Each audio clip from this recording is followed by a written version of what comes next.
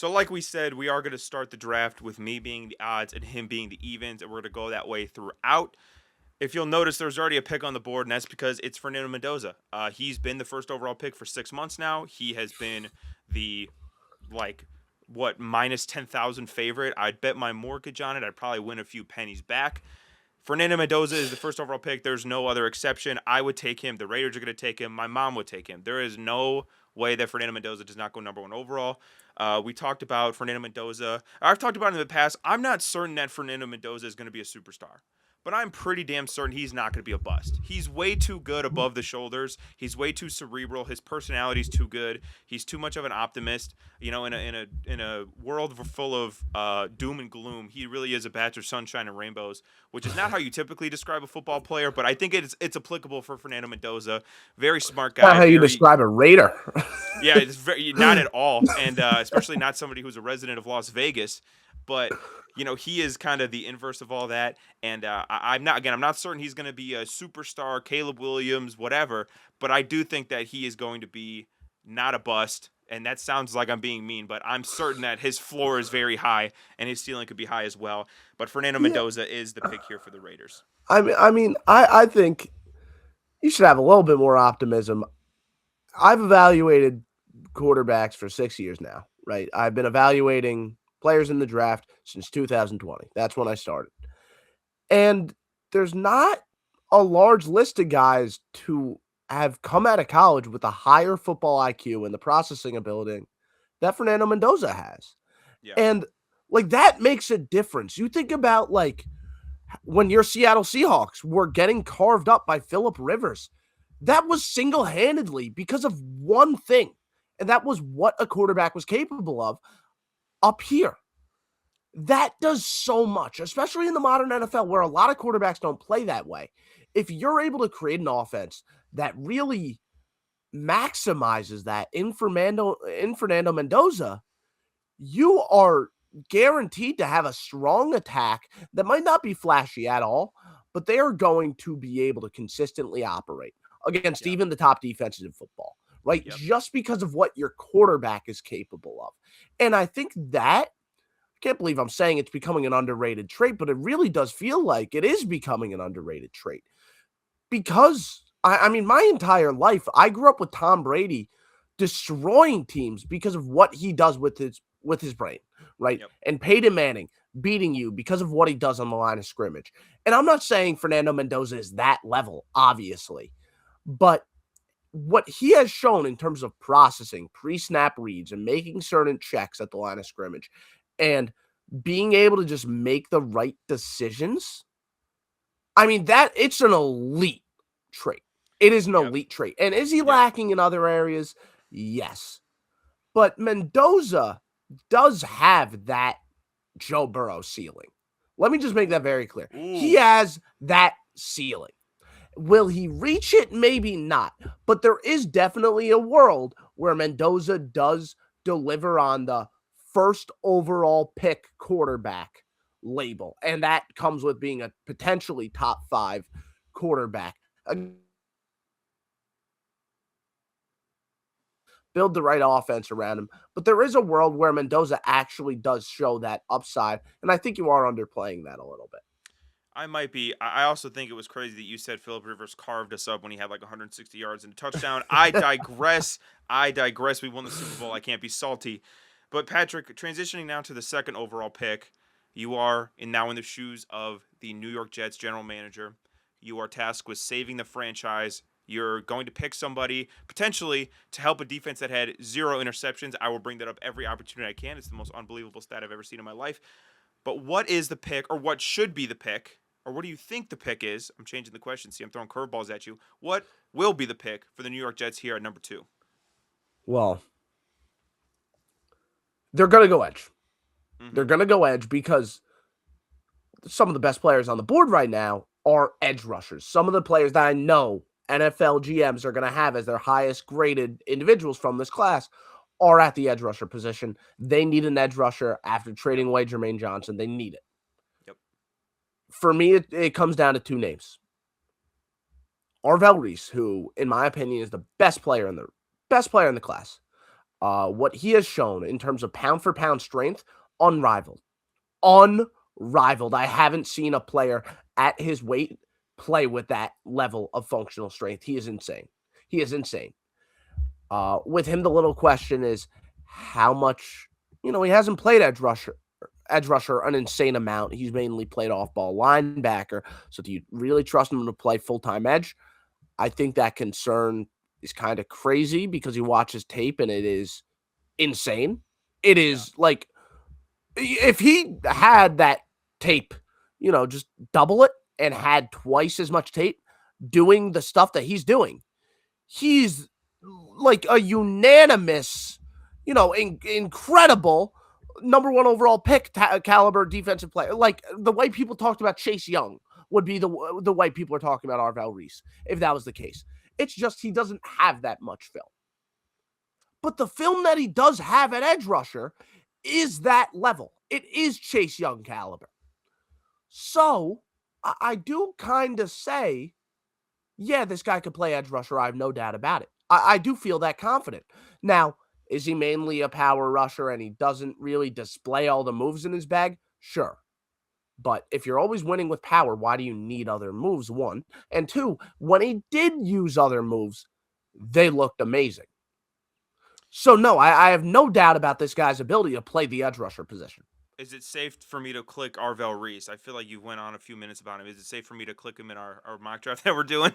Well, and that's kind of the thing. He should be the pick. Yeah. It's just a question of do the Jets thing and go with the David Bailey that I think is severely underwhelming. I know the combine was great. I get it. The numbers are pretty impressive. I don't care. The tape, in my opinion, is disgusting from David Bailey. They should go Arvell Reese as someone that lives with Jets fans, right? As someone who comes from a family of Jets fans, I want them to make the right decision here. So I'm going to say Arvell Reese. Manifesting it. That's what I like to see. Yes. Coming out with pick 3, another kind of real dumpster fire franchise. Now, we talk about the Jets and the Browns, in recent years, the Titans, but the Cardinals, I don't think, are getting enough blame for just how bad they've been. Honestly, their entire existence. They've been around a long time. This is a team almost as old as like the Bears and the Packers, and they have nothing to show for it, right? This is a team who has really never had success. They've had a playoff run here or there that took them a couple rounds deep, but it's nothing that's ever been really sustainable. Mike LaFleur coming in now to be the new coach of Arizona. They just released Kyler Murray, who we will touch on later in this episode. But this is an Arizona Cardinals team in flux. Now, if I am Monty Ossenfort, I'm thinking about what is going to match my contention window, right? What are players, what are positions that are going to match my contention window? Honestly, I think that they do want to go with an edge rusher. And you spent a lot of time talking about the debate between Arvell Reese and David Bailey. And I'm with you on David Bailey. I don't know that he is a certifiable top 5 edge rusher, guy that is can't miss. You should take him over Arvell Reese. But it does sound like that's the way that the league is leaning. The league is seriously sounding like having a coin flip decision between him or Arvell Reese. So because this isn't a what I would do if I was the Arizona Cardinals, because this is a what I think they will do, I am going to go with David Bailey right here.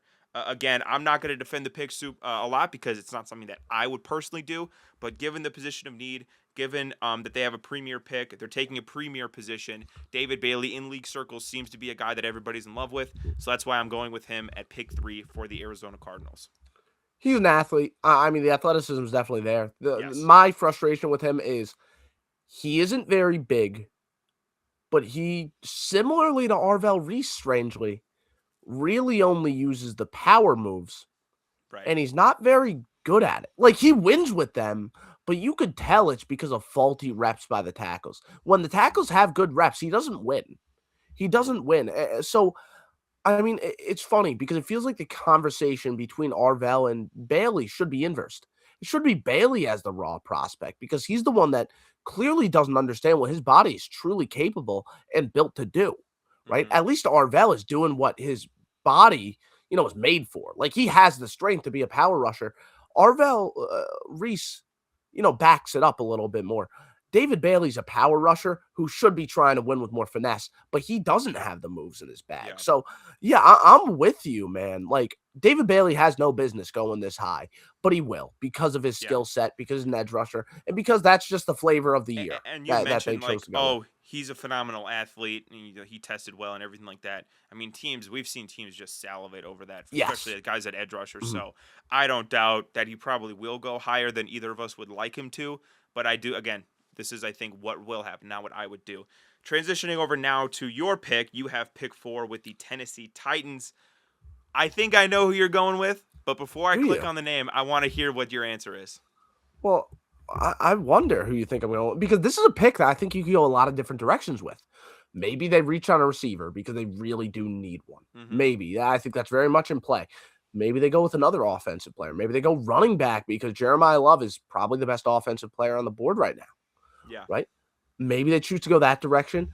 But Brian Dable is the same guy that operated an offense with Devin Singletary as the lead back and was very good with it. So I think they go on the defensive side of the ball. I think the run on edge rushers continues. I think they go Ruben Bain. Ooh, that's not who I thought you were going to take. I know you can't see it, but I was circling Sonny Styles because I thought that was who you were going to pick to go with Tennessee.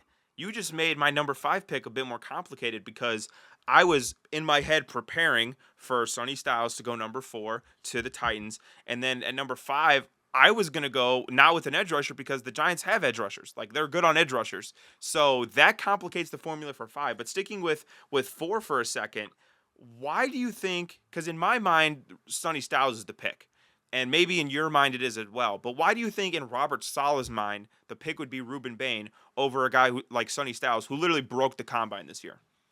Well, so here's my thing, right? I think part of it, again, Sonny Styles being the player he is, he's definitely a pick you want to entertain there, right? Like Mm-hmm. I don't deny that, but I do think you get more value out of the edge rusher position, a little bit more. Now there is a little bit of something to say about Jermaine Johnson being there on that team, but you Yes. only have 1 year left of him. Mm-hmm. I know what Robert Saleh is about, right? You got to keep in mind the coach that Robert Saleh is. He wants to win with his front 4. He Mm-hmm. does. Like that is what he is all about. I do think complementing the length and the physical threat of a Jermaine Johnson with a Ruben Bain on the other end is it a move that I love? No, I Mm-hmm. think Sonny Styles would be the better pick. I think Sonny Styles is the better player. I think he's the best off-ball linebacker I've ever evaluated. But I do think the Titans are going to build this the right way, and they're going to build it by building the core first. And when you say core position, edge rusher stands out a lot more. And locking in on figuring out the edge rusher position seems like more of a priority than figuring out the linebacker spot. And Interesting. while Salah, he had good linebackers with the Jets, he did. He never spent tremendous assets to bring them in. And I look at a current duo of Cody Barton and Cedric Gray, who Cedric Gray is a freak athlete in his own right. I think you're fine riding that for a year. And I know Sonny Interesting. Styles, again, generational prospect from the off ball linebacker spot, but I do think Ruben Bain is more of a Salah guy here. And I think he wants to win with his front 4. He doesn't want to send extra pressure. And when you have a 4-guy defensive line of Jermaine Johnson, Jeffrey Simmons, John Franklin Myers now, Mm-hmm. and then Ruben Bain on the other edge, suddenly you have one of the best front 4s in football. Yeah, that is dangerous. That's dangerous. So moving on to pick number 5, I think the reason that's so interesting is because it could have fallen so perfectly into the Giants' lap, right? And that's where I'm talking about the Titans have taken Sonny Styles because now the temptation to take Sonny Styles is not there, in which case I would have gone with Jeremiah Love. Now, the reason I am thinking that the Giants are going to take Jeremiah Love is because A, they did not spend money on a free agent running back like they were rumored to do. No Kenneth Walker, no Travis Etienne, no Brees Hall, none of these guys, right? I think the reason that they did that is because they told themselves, all right, we're going to take Jeremiah Love 5th overall. Now, the Sonny Styles equation pops up, and I think in their minds, they're going to be tempted to take Sonny Styles, But if I know the New York Giants front office and I know the way they operate, two things are true. Number one, John Harbaugh comes from a long line of having really good running backs. Number two, the PR disaster, and I know I bring this up every episode and I get laughed at, the PR disaster that was Saquon Barkley, right choice or not, it was a disaster in that New York media market. They are going to get themselves a stud running back. Jeremiah Love, the best running back in the class by a country mile. That's my pick here at pick 5. And Wow. now, So even now, with Styles there, you but the choose. reason I think they don't take Styles is because they just signed Trayvon Edmonds to a 3-year, $36 million deal. Now, does that Even then, really matter though, in the you grand scheme of compare the things? two. You could pair the two, but I think in a 50-50 battle, that tilts it ever so slightly towards Jeremiah Love. And I'm telling you, they want the superstar back that they had with Saquon years Yes, ago. that's what This the is rumors sound like. this is the giant, and the fact that they didn't go out and get a running back. I don't think they signed any running back, like not even like a 1 year, $2 million a year guy. So I'm telling you, I think Jeremiah Love's the pick for them. I think they've been locked in on him, and I think that's why they weren't aggressive to go get a running back in free agency. So suddenly, with the Yeah. Cleveland Browns, Yep. you put me in a really interesting bind because Yeah, you you did it to me know, first. well, yeah, well, how dare you let this all-time great off-ball linebacker prospect fall to me? Yeah, exactly. So man, really interesting spot all of a sudden if the Titans don't go Styles. Mm-hmm. I was locked in on going offensive line here for Cleveland. I really was. I was locked in on them going Monroe Freeland, who I think is a Monken guy. But now JOK, we know he's going to continue to miss time. Sonny Styles feels like a can't miss prospect. This is where I feel like if we included a trade happens here, Yeah. guaranteed. The Browns would be But like, "Oh my gosh, what happened?" yeah, a Yeah. trade definitely happens here. But I think Sonny Styles becomes a Cleveland Brown. Pair him with Schlesinger. All of a sudden, that defensive front, I mean, at some point in the next decade, becomes an all-time level unit. Mm-hmm. I mean, really, with Myles Garrett there, Mason Graham, Schlesinger, Styles, you can't miss. You can't Yep. run on that front. You can't pass against it. This becomes an all-time level defensive front. Now, again, Styles, him falling to 6 is not about us disliking him. I think we're both on the same page of that. I love Sonny Styles. I think you love him just as much. Best off-ball linebacker prospect I've evaluated. That's how I currently feel. He's outstanding from the athleticism. He backs it up on tape. There's no doubt about that. I just think this board has kind of fell in a way that lands him here at 6. And I don't think the Browns, even though they don't need the off-ball linebacker, I don't think you pass up Styles at 6. I really don't. I would argue that in this instance, where we have gone Fernando Mendoza, Arvell Reese, David Bailey, Ruben Bain, 3 straight edge rushers, Jeremiah Love, Sonny Styles, I think if you're Washington at 7, you probably are trading down because teams are going to try to get in on the last little bit of that kind of A-tier pass rusher run that's going to happen. But in this mock, we are not doing trades. And I'm really trying to rack my brain, like, what do the Washington Commanders need? What is kind of the style of Dan Quinn? What has he had success with in the past? And I'm gonna pull one out of left field here because I think that this is kind of a Dan Quinn type of pick. When Dan Quinn has had the most success as a coach, whether it would be defensive coordinator, whether it would be as a head coach, he's had great safeties, right? You go back to the Seahawks with the Legion of Boom, he had Earl Thomas and Cam Chancellor. And when he was with Atlanta, Keanu O'Neal was playing the best football of his life. I think personally, they would be really tempted to go with Caleb Downs here. Now, you might say 7's a bit rich, and maybe you're right, but I'm in love with Caleb Downs. Can you tell that me and Patrick like these Ohio State guys? Just saying, they should have won the national championship this year. I think the Commanders go with Caleb Downs. They get them one of these new hybrid superstar safeties that are changing defenses. He's nowhere near the athlete that like Nick Emanwari or Kyle Hamilton is, but he's going to change the game in a different way. He's going to change the game with his mind. I think he's one of the most intelligent safeties I've ever seen. And if Dan Quinn is anything, he is a defensive back whisperer. We've seen that over the years. He doesn't really have a lot of firepower in that defensive backfield in Washington. I think he would be really, really tempted to go with Caleb Downs out of Ohio State. Caleb Downs, there's so much to like about him. So Hmm. much to like. His ability to play kind of that box safety role is excellent. I don't love him at the nickel spot, but he could definitely do it. He could play high safety. He really is this Swiss Army knife for Yep. all over the defense. And I mean, this is a Dan Quinn defense that likes to have these extra bodies in the box. He's not a too high safety guy. He Yeah. isn't. So having a athletic safety that could play in the box and chase guys out of it and potentially drop, high up into coverage from the Hmm. box, Yep. that does a lot for you. That Yep. I really agree. does. And I think that's the only real way to really modernize the Dan Quinn defense, in all honesty. Yep. I think that's exactly what Washington needs. Now, with the Saints, I think you got to go wide receiver. And I think this is when wide receiver range starts to make sense. The issue is that there's three guys who are our consensus top three. They're not necessarily my top three, but there is a consensus top three wide receivers. And that would be Carnell Tate, Mekhi Lemon, and Jordan Tyson. And all three have their fault, right? Carnell Tate, not the fastest guy on earth, Yep. right? Mekhi Lemon, apparently there's some personality issues now.